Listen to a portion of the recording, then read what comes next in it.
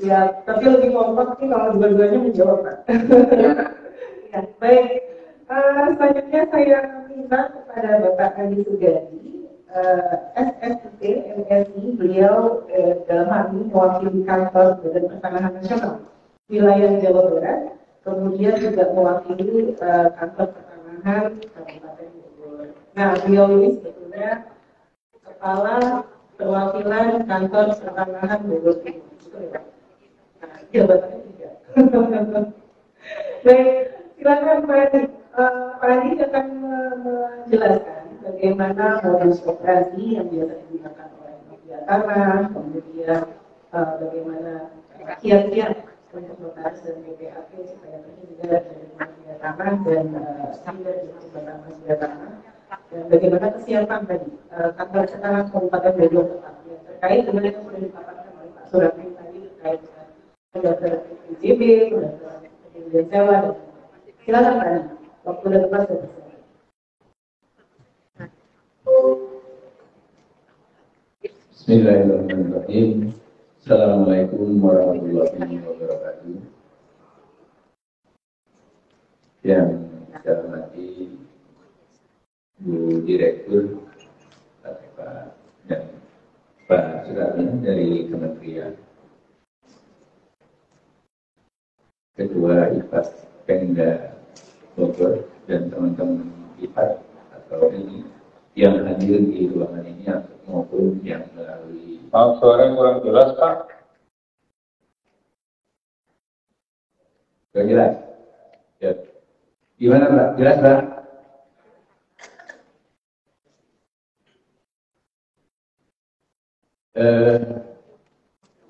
Sebelumnya saya mohon maaf ini kepada panitia.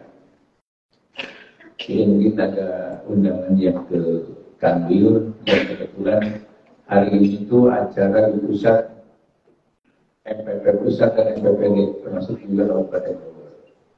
Jadi sebetulnya saya sehari-hari tugas definitif di Kanwil Jawa Barat yang 3 bulan ini saya ditunjuk untuk menjadi pejabat perwakilan di perwakilan Kabupaten Bogor atau istilahnya dikenal dengan wilayah Bogor Timur.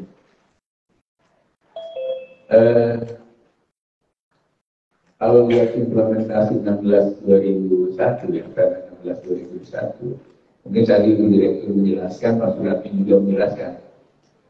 Jadi untuk implementasinya saya sudah kehabisan bahan.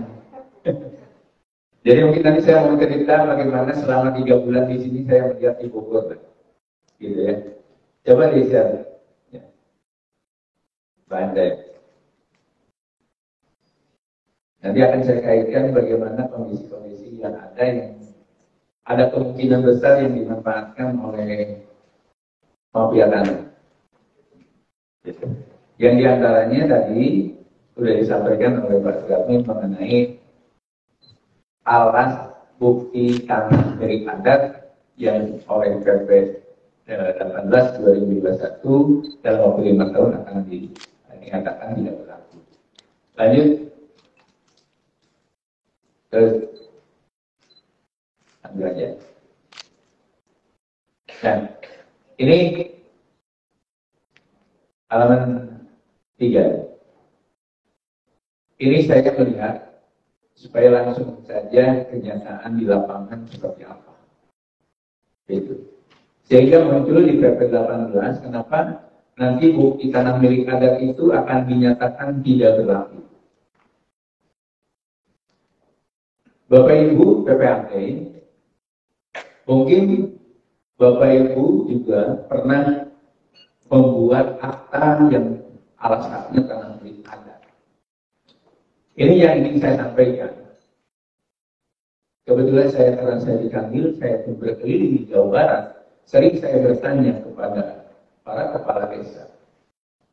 Kenyataannya itu, ini, buku C desa asli itu di desa sudah tidak ada. Sehingga saya menemukan bahwa kondisinya itu bahwa administrasi pertanahan di desa itu belum tertib. Atau saya sampaikan ini tidak tertibnya administrasi pertanahan di desa atau kelurahan. Karena buku C desa asli banyak yang tidak ada bahkan hilang. Dan ini juga pernah ada surat tahun 89 sebelum Sismiop itu ada penarikan dari Dirjen Pajak itu terhadap buku C desa. Sehingga yang ada pun sekarang mungkin cuma turunannya. Kondisi kedua yang mungkin bisa dimanfaatkan adalah masih banyaknya bidang tanah yang belum terdaftar atau belum terpeta. Nanti akan hubungannya dengan apabila teman-teman TPAD pada saat pengecekan suka diminta validasi atau plotting. Di Jawa Barat ini, sejauh barat yang sebut provinsinya sudah dekat ibu kota, dari perkiraan 22 juta bidang sampai tahun ini itu baru 11 juta atau baru sekitar 50% bidang tanah yang terdaftar. Gitu.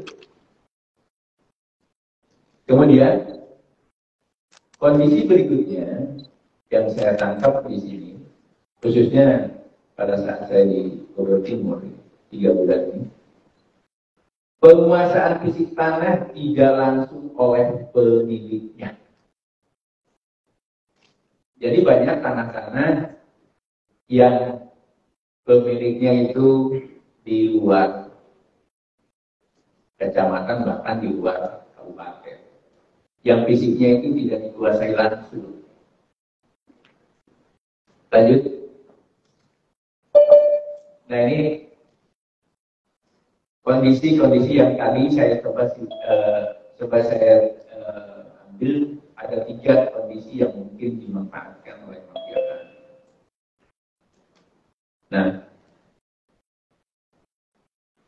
ada di pasal 19A di Permen 16 2021 yang ini ingin saya sosialisasikan. Ingin saya sosialisasikan kepada seluruh masyarakat.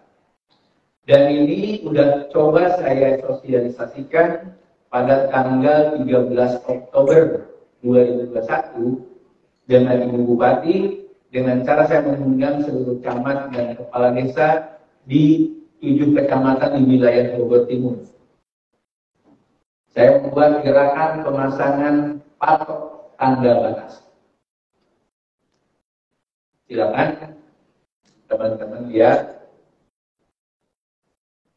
Cuma kadang-kadang begini, kita membuat aturan seperti ini dengan tujuan ingin mengamankan, ingin meminimalisir sengketa. Tapi kadang-kadang pemohon itu merasa dipersulit, merasa kok ditambah-tambah. Padahal kewajiban pemasangan tanda batas itu adalah kewajiban dari pemilik tanah. Nah, di pasal 19, pemasangan tanda batas itu wajib dilakukan sebelum melakukan permohonan pengukuran.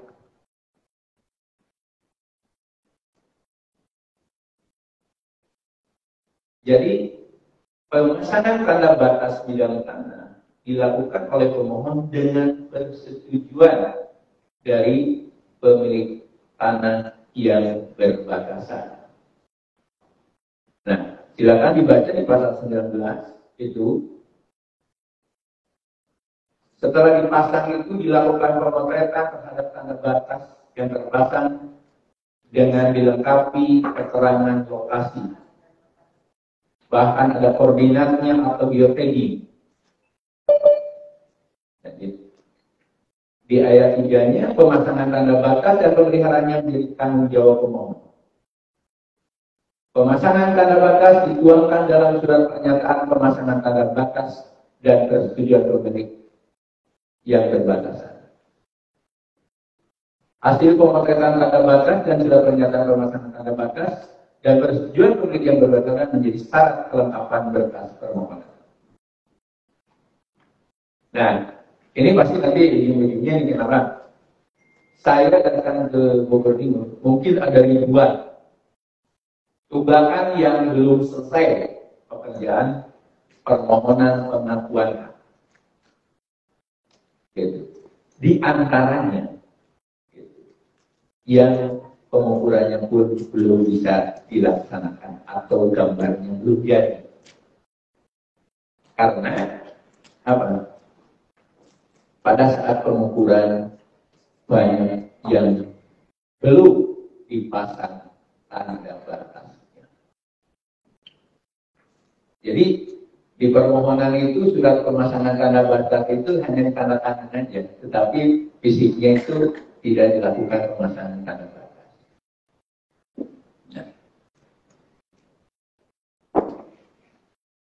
Bapak Ibu yang PPAT di Kabupaten Bogor ini pasti mungkin banyak yang tahu bahwa katanya itu di wilayah timur itu rawan sekali tumpang tindih. Itu. Di wilayah timur itu, kenapa saya datang ke sini langsung pengen tahu kira-kira seperti apa tumpang tindihnya di wilayah Bogor Timur dengan cara mengajak pemasangan tanda batas. Dengan pemasangan tanda batas disaksikan oleh pemilik tanah yang berbatasan, saya ingin memotret benar nggak terjadinya tumpang tindih penguasaannya. Gitu. Apakah tumpang tindih itu hanya di atas peta saja? Gitu. Ya, ini kenapa saya angkat awalnya dari sini? Karena mohon maaf, teman-teman PPAT di sini masih banyak yang melakukan pembuatan akta tanah milik adat yang alas haknya, kalau saya melihat dokumen aslinya itu, kalau saya sih meragukan. Teman-teman, saya masih melihat di sini ada yang melakukan pembuatan akta untuk tanah milik adat hanya dilampiri dengan salinan letter C yang dikeluarkan oleh kepala desa. Kalau saya lihat, Bapak Ibu, salinan C yang dibuat oleh kepala desa itu, kalau istilah saya juga nama yang keren, merupakan zaman ayeuna, dibuat formnya pakai komputer, tapi isinya tidak sama dengan desanya. Ini juga hati-hati teman-teman, membuat akta yang seperti ini. Saya selama 2 bulan ini mencoba untuk melakukan pemetaan melalui PTSL di 5 desa di Kecamatan Sukamakmur. Kalau orang Bogor, teman-teman saya di Kabupaten Bogor dibilang itu adalah zona merah. Ternyata pas saya datang ke lapangan memang seperti itu. Ada beberapa bidang tanah yang diperjualbelikan 2 kali, bahkan 3 kali. Gitu. Nah, saya mengajak kepada teman-teman PPAT, hati-hati. Hati-hati di dalam membuat akta yang tanahnya belum sertifikat atau cuma salinan.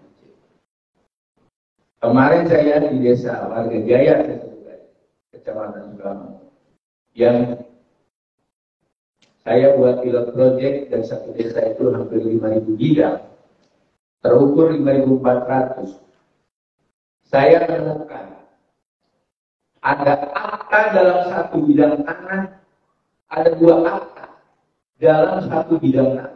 Dua-duanya adalah teman-teman yang buat. Saya nggak nyebut namanya. Yang satu dibuat tahun 2017, yang satu dibuat tahun 2020. PPAT beda. Ini kenapa saya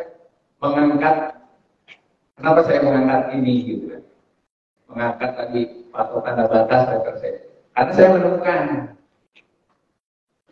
ada satu bidang tanah dibuat akta di dua PPAT. Nah ini susah tadi yang disampaikan oleh Ibu Direktur ataupun tadi Pak Surat menyampaikan PPAT itu wajib memastikan kebenaran subjek dan objeknya. Permohonan pengakuan hak yang masuk ke kantor. Banyak juga AJB di atas AJB, AJB di atas AJB. Mungkin ada 1, 2, 3, 4 kali tingkat mungkin. Dan tidak sedikit juga ada AJB yang semula di awalnya 5.000 dijualnya ke si A punya 5.000, dijual sebagian sampai ada yang membuat dari 5.000 itu menjadi 50 kapling atau 40 kapling. Nah ini saya mengajak teman-teman harus tahu sampai di situ objek tanahnya yang mana, gitu. Ya. Lanjut. Ini pembuatan akta tanah milik adat. Saya mengingatkan lagi ke Permen Perkab 1 2006. PPAT berwenang menolak pembuatan akta yang tidak dari tetap ormi. Kalau tadi saya cerita, kalau salinan chainnya nggak jelas, waduh ngeri banget gitu kan. Kalau data formilnya meragukan, teman-teman PPAT berwenang untuk menolak. Nah, ini juga mungkin poin keduanya. Pasti akan terlalu PPAT sebelum membuat akta yang belum tanah terdaftar harus diukur terlebih dahulu. Pasti ngomongnya mengukurnya lama, gitu kan. Kalau saya sih mengajaknya itu lebih baik kita lama awalnya daripada bermasalah nantinya. Gitu. Contoh yang bulan lalu ramai. Tokoh misalnya itu yang ramai kasusnya itu kan, walaupun dibuatnya PPJB ataupun apa peralihan haknya gitu kan. Nah, kalau teman-teman notaris ataupun PPAT mau membuat perjanjian apapun, apalagi AJB, kita perhatikan dulu nih tanahnya itu sudah sertifikat apa belum. Kalau belum sertifikat, kita ikuti dulu, gitu kan, diukur terlebih dahulu. Karena apa? Kita supaya memastikan apakah betul itu tanah milik Anda. Karena banyak sekali kayak temukan berkas-berkas yang lama nggak selesai itu, setelah dilakukan pengukuran AJB-nya sudah ada itu, pada saat diplottingkan itu bertumpuk dengan sertifikat yang sudah terbit. Gitu. Daripada teman-teman membuat akta pas diukur oleh BPN diplottingkan ternyata bertumpuk dengan sertifikat yang sudah terbit, kan masalah.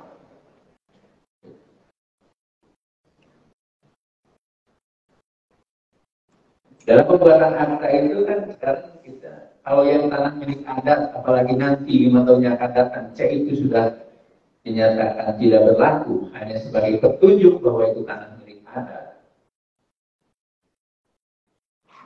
Dengan dilakukan pengukuran, kita itu jelas. Yang kita cantumkan itu cukup NIB-nya nomor berapa. Dengan posisi koordinatnya sudah ada, PBT-nya sudah ada. Ini yang dimanfaatkan oleh orang-orang yang dalam tanda kutip ada kepentingan. Hati-hati, ya. Itu tadi yang saya cerita, ada aktif jual beli dalam satu bidang yang sama dibuat di dua PPAT. Itu bisa jadi periode kepala desa yang berbeda. Kepala desa yang berbeda itu bisa mengeluarkan salinan C yang berbeda. Ya. Lanjut.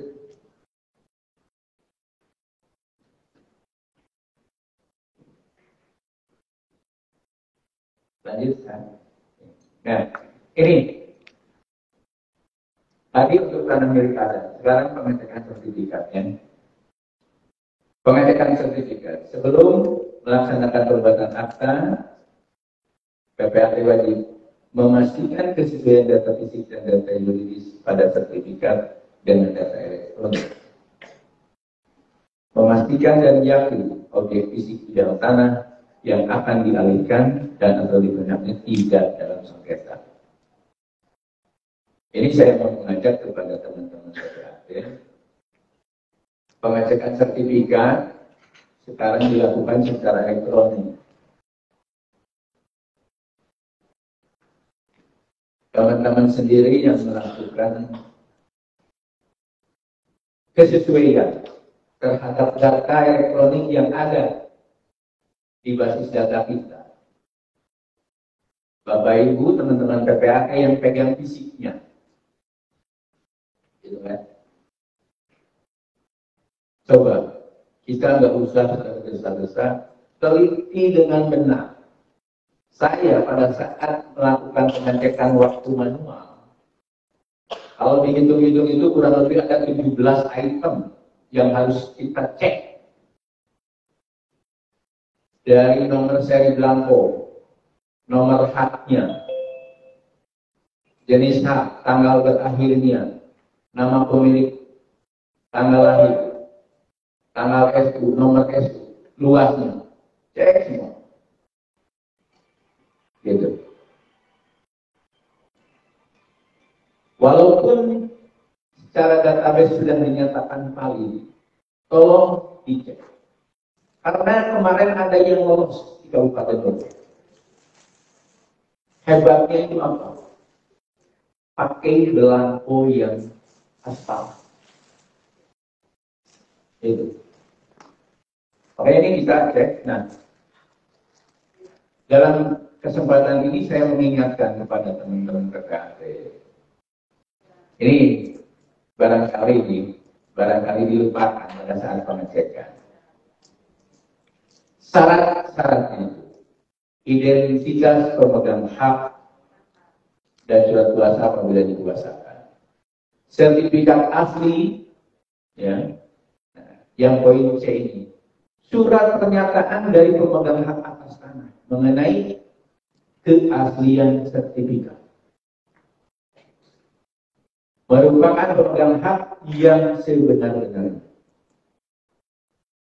Yang ketiga, beretikat baik dan bertanggung jawab sepenuhnya atas penggunaan data yang diakses dari layanan informasi. Ini yang poin ini. Karena yang datang ke yang membawa sertifikat itu siapa? Pemiliknya itu benar apa enggak? Nah, waktu pengecekan manual, apabila ada sertifikat yang datang fisiknya, kalau dulu kan dicap, ya, sesuai dengan data di kantor pertanahan, atau kalau misalnya diduga itu palsu, kami harus menahan sertifikat itu. Nah, sekarang teman-teman PPAT nih yang memegang aslinya, seandainya menemukan ada yang tidak valid atau tidak ada data ini bagaimana? Gitu kan? Nah, makanya di sini surat pernyataan dari pemegang itu yang membawa ke kita itu dipegang oleh kita di PPAT.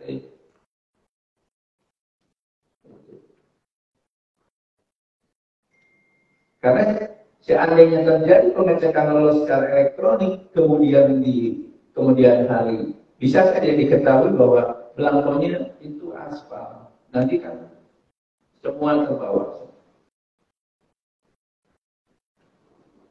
Oke, lanjut. Nah, saya juga mau mengingatkan kepada teman-teman di pasal 99. Sebelum membuat akta, Bapak Ibu harus memastikan subjek dan objeknya itu.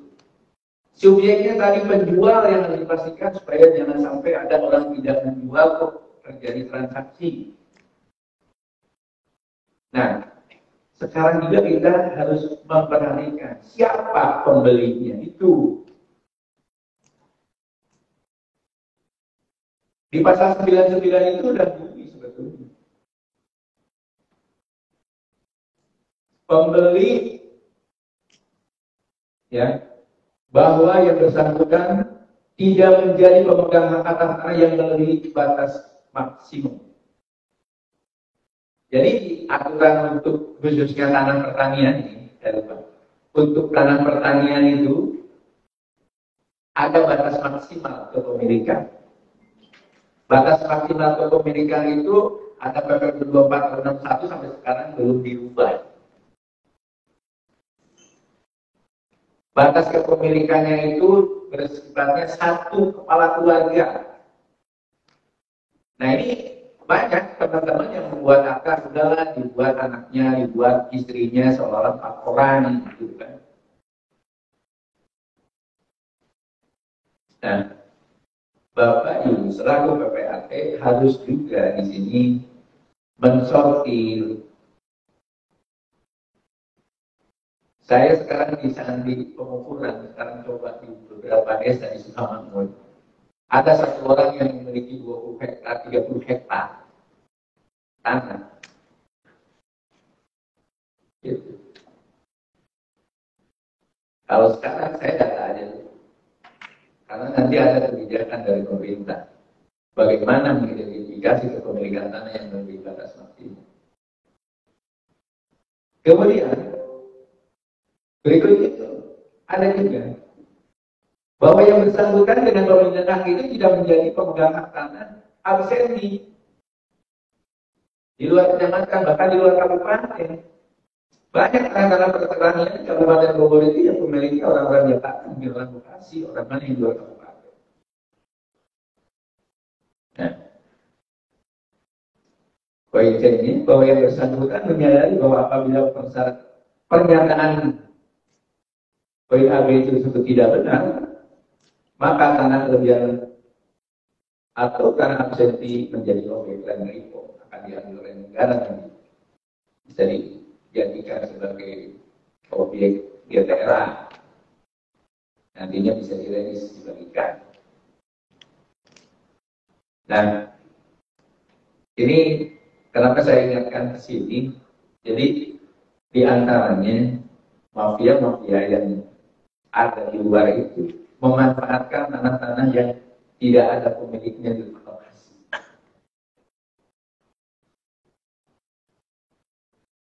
Bapak Ibu, seandainya Bapak Ibu itu langsung ke lapangan,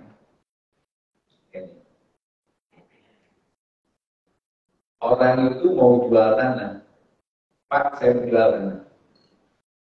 Suratnya apa?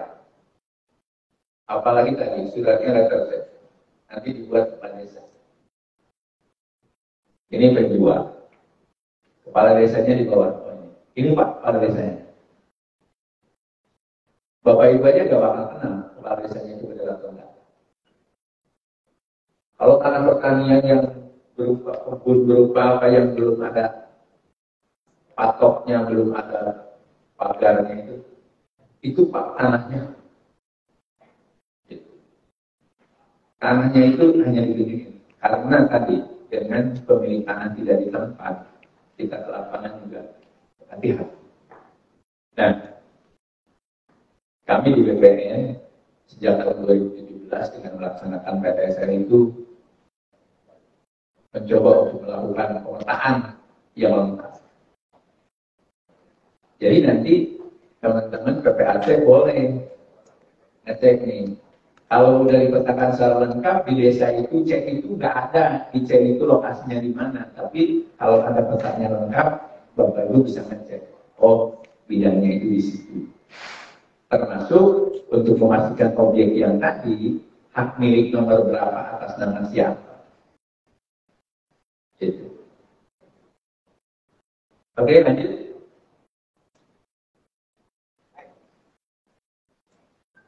Nah ini Pak Ibu, nanti itu PTSL itu kita buatkan peta, ya. Dari satu desa, satu hamparan, misalnya ada 5.000 bidang itu, yang 4.500 bidang kita terbitkan sertifikat. Yang bermasalah, yang sengketa kita tangani. Ini untuk membantu kita semua. Karena apa? Pada saat kita melakukan transaksi, membuat AJB itu tidak boleh melakukan transaksi di lokasi yang sengketa. Nah, sekarang yang ada di buku tanah itu kan apabila ada orang yang mengajukan blokir, ada yang berperkara ke pengadilan, gitu. Nah, bagaimana dengan ada orang yang bersengketa di lapangan, tetapi kita sendiri di BPS tidak tercatat ada blokir atau apa. Makanya teman-teman PPAT itu selain tadi mengecek keaslian keabsahan sertifikat juga harus memastikan objeknya. Itu di lapangan. Lanjut. Ini pasal 11 saya lewat karena sudah tadi dibahas panjang sama Pak Suratmin. Lanjut. PPJB juga sudah lewat tadi sudah dibahas. Lanjut 127. 127W juga ini mungkin tadi sudah dijawab sama Pak Suratmin. Nanti supaya ada keseragaman, sebetulnya pencatatan pengikatan jual beli itu kita mencatat di buku tanah sebab perubahan aja. Itu dari apabila pihak kepentingan ingin melakukan pencatatan, kita catat dengan melakukan PNBP catatan lain-lain. PNBP aja kita catat di sebab perubahan. Seandainya sudah ditindaklanjuti dengan akte jual beli ataupun ada penghapusan pencatatan, kita pencatatannya nggak susah sih, nggak susah. Ya, lanjut. Nah ini mungkin yang teman-teman PPAT hati-hati dengan ya pembuatan SSD, BPHTB. Kadang-kadang ada BPHTB yang dipalsukan gitu kan. Ini hati-hati karena jangan sampai membawa kita PPAT ke ranah pidana karena ini adalah keuangan negara. Gitu. Jadi kalau misalnya ada validasi BPHTB agak lama tuh nggak usah inilah.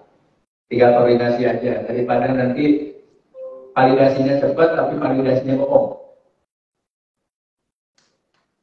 Saya pernah menangkap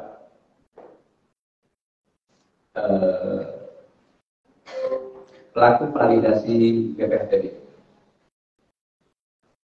Gitu. Jadi form BPHTB, SSD BPHTB itu sudah jelas ada. Itu cap validasinya ada, gitu. Cap validasinya. Kalau sekarang mungkin udah secara host to host, mudah-mudahan tidak terjadi. Nah, kalau waktu dulu masih zaman manual.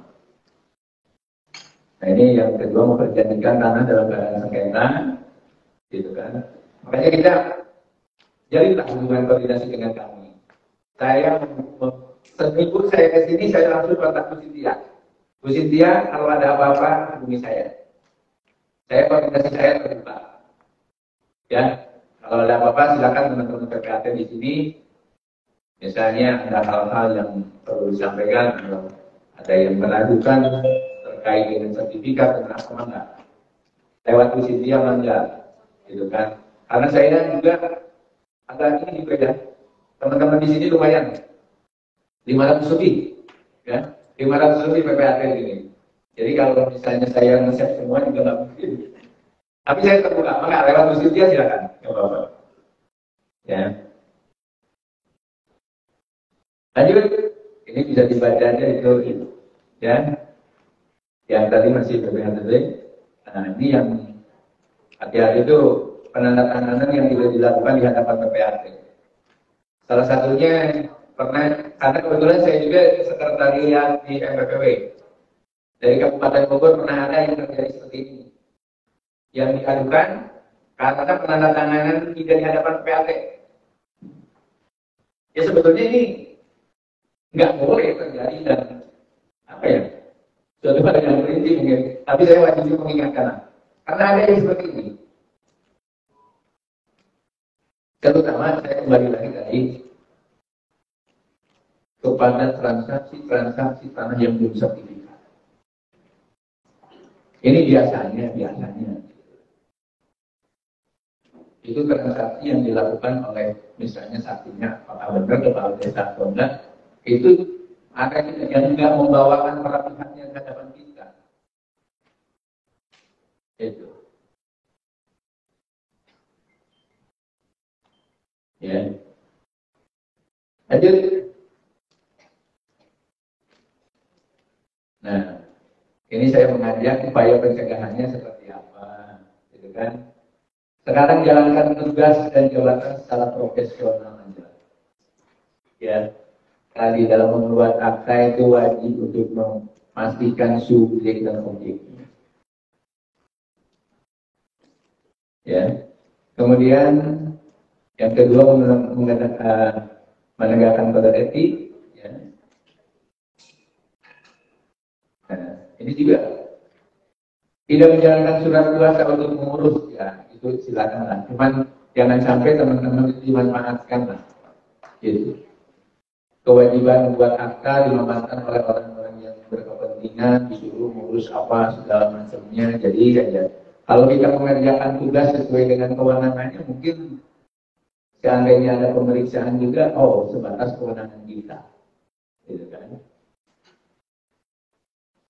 Yang keempat, memberikan penjelasan kepada para pihak yang akan mengadakan perjanjian untuk tidak melanggar ketentuan. Nah ini sudah merupakan syarat akta autentik ya. Selain dibacakan itu ya berarti harus dijelaskan kepada para pihak. Lanjut.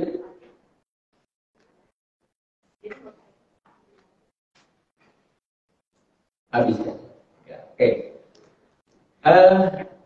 Mungkin itu gambaran di lapangan yang ingin saya angkat kepada Bapak Ibu supaya saya juga tidak bertabrakan dengan yang disampaikan oleh Pak Sularmi, gitu kan, secara peraturan sudah dijelaskan. Saya mengingatkan saja, kira-kira kondisi-kondisi itu seperti itu. Ya bagaimana supaya kita tidak terbawa ke sana? Ya janganlah ikut domain di situ lah. Hati-hati aja lah. Itu. Nah, kalau saya mengajak kepada teman-teman PPAT, ya, dorong aja lah. Suruh sertifikatkan aja dulu. Kalau istilah saya itu, rinci itu gak akan ketukar. Ya. Saya akan bantu. Saya akan berusaha untuk segera melaksanakan PTSL di wilayah Bogor ini. Gitu. Jadi untuk keamanan teman-teman PPAT. Satu tugas saya dari pemerintah untuk mendaftarkan sertifikat. Nah, kenapa saya ada? Kalau sudah disertifikatkan, Bapak Ibu pasti senang lah membuat transaksi untuk anak-anak yang sudah sertifikat. Apalagi petanya udah peta yang lengkap satu desanya. Yang diharapkan saya juga dengan PTSL lengkap itu ya harusnya tidak ada tuh yang namanya tumpang tindih gitu kan. Karena syarat deklarasi lengkap keputusan itu secara aplikasi tidak boleh ada gap overlap. Itu. Ini saya ingin membangun database ini supaya teman-teman PPAT melaksanakan transaksi juga bisa lebih mendapatkan informasi yang lebih jelas. mudah-mudahan lebih akurat kalau pertanyaan sudah lengkap, gitu kan. Apalagi tadi Bu Direktur menyampaikan kemungkinan nanti tahun depan dan itu memang sudah ada. Waktu kemarin kita tahun 2019 kita awali dengan HTL, itu sebetulnya tahun berikutnya kita udah mulai juga nanti itu peralihan secara elektronik, gitu kan. Itu mungkin sementara sebagai bahan nanti ada diskusi atau ini waktunya sampai jam berapa udah mau dulu ya, gitu. Saya datangnya dari pagi di karena saya kalau bersilaturahmi dengan teman-teman itu ada kesempatan saya untuk ya bercerita lah gitu bersilaturahmi. Itu sementara yang dapat saya sampaikan. Saya tidak lupa nih, hari ini adalah hari Ibu. Dan disampaikan juga bahwa ya kalau saya juga data itu memang kalau baca itu PPAT, notaris PPAT itu mungkin 70%-nya mungkin ibu-ibu ya, perempuan gitu. Selamat hari Ibu ya. Semoga teman-teman PPAT menjadi ibu yang tangguh ya. Notaris juga ya. Kalau ada notaris dengan PPAT ya, tapi rata-rata notaris PPAT juga. Nah gitu kan, notaris dengan PPAT itu rata-rata kenapa? Jarang ada yang notarisnya saja. Ada Pak. Ada? Yang belum? Oh, belum PPAT-nya? Ya, ada sedikit lah. Tapi kalau ada yang PPAT-nya saja, ada. Sama. Yang bukan notaris. Ya, oke. Kita sementara itu ya. Barangkali saya dapat mengisi kekosongan dari narasumber-narasumber itu dan sama misi dia dan bisa memberikan apa yang diminta oleh panitia ya. Makasih. Assalamualaikum warahmatullahi wabarakatuh.